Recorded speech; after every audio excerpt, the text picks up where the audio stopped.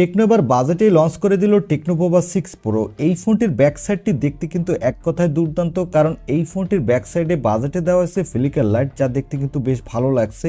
এবং এখানে থাকছে ভালো একটা গেমিং প্রসেসর, সাথে থাকছে ভালো ডিসপ্লে, ভালো ক্যামেরা। তাই যারা কম বাজেটে বেস্ট একটা অলরাউন্ডার ফোন কিনতে চান, এই ফোনটি কিন্তু তাদের জন্য হতে পারে বেস্ট একটা চয়েস। আজকের এই ভিডিওতে এই ফোনটি নিয়ে আপনাদের ফুল ডিটেল জানাবো, সাথে জানাবো এই ফোনটি কবে বাংলাদেশের মার্কেটে অফিসিয়াল লঞ্চ হবে এবং কত দামে লঞ্চ হবে। চলুন তাহলে আর কথা না বাড়িয়ে সরাসরি চলে যাই মূল ভিডিওতে। তবে মূল ভিডিওতে যাবার আগে আপনাকে বলবো ভিডিওতে একটি লাইক দিয়ে চ্যানেলটি সাবস্ক্রাইব করে আমাদের সাথে থাকুন। প্রথমে এই ফোনটির আনবক্সিং দিয়ে ভিডিওটি শুরু করা যাক। এই ফোনটির বক্সটির উপরে বড় করে লেখা দেখতে পাবেন টেকনো পোভা 6 প্রো, আর বক্সটি খুললেই পাবেন কাঙ্ক্ষিত ফোনটি, তারপরে পাবেন warranty card, sticker, documentation, transparent back cover, সিম ইজেক্টর পিন, 70 ওয়াটের ফাস্ট চার্জার, হেডফোন আর ইউএসবি টাইপ সি কেবল।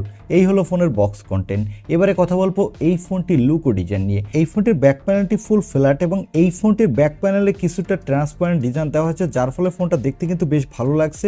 দেখলে মনে হবে এটা একটা গেমিং ফোন। এবং এই ফোনটির ব্যাক সাইডে দেওয়া হয়েছে ফিলিকার লাইট, যে লাইটগুলো দেখতেও বেশ ভালো লাগছে।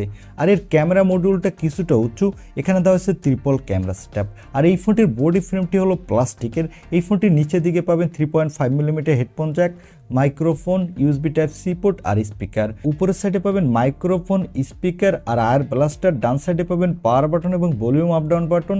বাম সাইডে পাবেন সিম কার্ড ট্রে, এখানে দুইটি ন্যানো সিম কার্ড ইউজ করতে পারবেন। আর ফ্রন্টে পাবেন একটি middle console selfie camera. Overall ফোনটার লুক ও ডিজাইন আমার কাছে এক কথায় দুর্দান্ত লেগেছে। ফোনটির থিকনেস হলো 7.9 মিলিমিটার, ওয়েট হলো 198 গ্রাম এবং ফোনটিতে দেওয়া হচ্ছে IP53 রেটিং, যার ফলে এই ফোনটি হালকা পাতলা পানি বা ধুলো বালুতে তেমন একটা সমস্যা হবে না। এবারে আসি এই ফোনটির ডিসপ্লে কোয়ালিটিতে।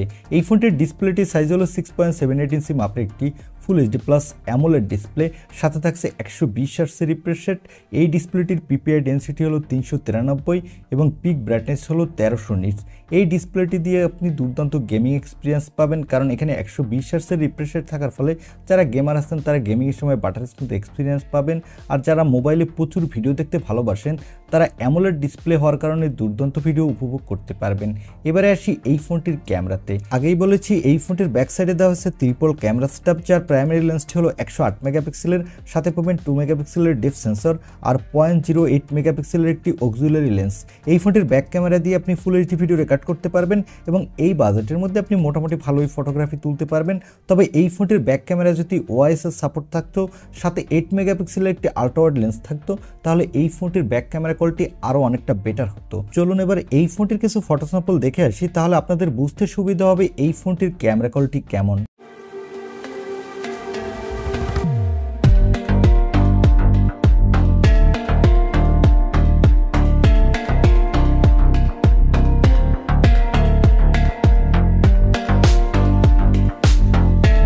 ফটো স্যাম্পল দেখে মনে হলো এই ফোনটির ক্যামেরা কোয়ালিটি মোটামুটি ভালোই আছে। আর এখানে সেলফির জন্য পাবেন 32 মেগাপিক্সেলের সেলফি ক্যামেরা। এই ক্যামেরাটা দিয়ে আপনি ফুল এইচডি ভিডিও রেকর্ড করতে পারবেন, আর এখানে কিন্তু আপনি ভালোই সেলফি তুলতে পারবেন। এবারে আসি এই ফোনটির পারফরমেন্সে। এই ফোনটির পারফরমেন্সের জন্য দেওয়া হয়েছে মিডিয়াটেকের ডাইমেনসিটি 6080 প্রসেসর। এই প্রসেসরটির up to clock speed 2.4 gigahertz. এখানে আপনি ভালো মাল্টিটাস্কিং করতে পারবেন, সাথে পাবজি, ফ্রি ফায়ারের মতো গেমগুলো আপনি মোটামুটি ভালোই স্মুথলি খেলতে পারবেন। আর এই ফোনটিতে আউট অফ দ্য বক্স থাকছে অ্যান্ড্রয়েড 14, এর ব্যাকএন্ডে থাকছে iOS 14। এখানে আপনি 1 বছরের অ্যান্ড্রয়েড আপডেট পাবেন, সাথে 2 বছরের সিকিউরিটি আপডেট পাবেন। আর এখানে সিকিউরিটির জন্য থাকছে আন্ডার ডিসপ্লে অপটিক্যাল সেন্সর এবং ব্যাটারির জন্য থাকছে 6000 mAh এর একটি বিগ ব্যাটারি, সাথে থাকছে 70 ওয়াটের একটি ফাস্ট চার্জার। এই চার্জারটা দিয়ে আপনি 0 থেকে 100% চার্জ 50 মিনিটে ফুল করে নিতে পারবেন। সাথে থাকছে 10 ওয়াটের রিভার্স চার্জিং এর সাপোর্ট। এই ফোনটি মার্কেটে আপনি দুইটি কালার ভেরিয়েন্টে পাবেন, তবে আমার কাছে গ্রিন কালার ভেরিয়েন্টটি কিন্তু বেশ ভালো লেগেছে। এবং এই ফোনটিতে আপনি চাইলে একটি মাইক্রো এসডি কার্ড ইউজ করতে পারবেন, সেক্ষেত্রে আপনাকে একটি সিম ইউজ করতে হবে। আর এই ফোনটি মার্কেটে দুইটি র্যাম ভেরিয়েন্টে লঞ্চ করা হয়েছে, 8/256 এবং 12/256। এখানে 8 সাথে আপনি আরও 8 ভার্চুয়াল র্যাম ইউজ করতে পারবেন এবং 12 সাথে আরও 12 ভার্চুয়াল র্যাম ইউজ করতে পারবেন। এই ফোনটিতে দেওয়া হচ্ছে LPDDR4X র্যাম, সাথে থাকছে UFS 2.1 স্টোরেজ। এবারে আসি এই ফোনটির প্রাইজে। এই ফোনটি এখনও গ্লোবালি লঞ্চ করা হয়নি। এই ফোনটি শুধু MWC সিতে লঞ্চ করা হয়েছে। এই ফোনটি গ্লোবালি মার্চ মাসেই লঞ্চ করা হবে এবং ফোনটির দাম রাখা হবে $200 আশেপাশে। তবে এখনও কনফার্ম হয়নি যে এই ফোনটির দাম কত হবে। এই ফোনটি বাংলাদেশের মার্কেটে অফিসিয়ালভাবে এপ্রিল মাসে লঞ্চ হবে এবং এই ফোনটির বেস ভেরিয়েন্টটির দাম হবে 30,000 টাকার মধ্যে। আমার মনে হয় এই ফোনটি যদি 30,000 টাকার মধ্যে লঞ্চ হয় অফিসিয়ালভাবে বাংলাদেশের মার্কেটে, তাহলে বাংলাদেশে 5G ফোন হিসেবে ঠিকঠাকই আছে।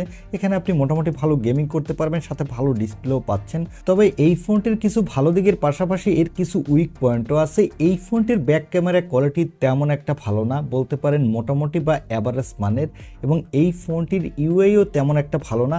এখানে কিছুটা বাগ ইস্যু থাকে। তবে টেকনো কিন্তু তাদের ইউআই আগের থেকে অনেকটা ইমপ্রুভ করেছে, ফিউচারে হয়তো আরও ইমপ্রুভ হবে।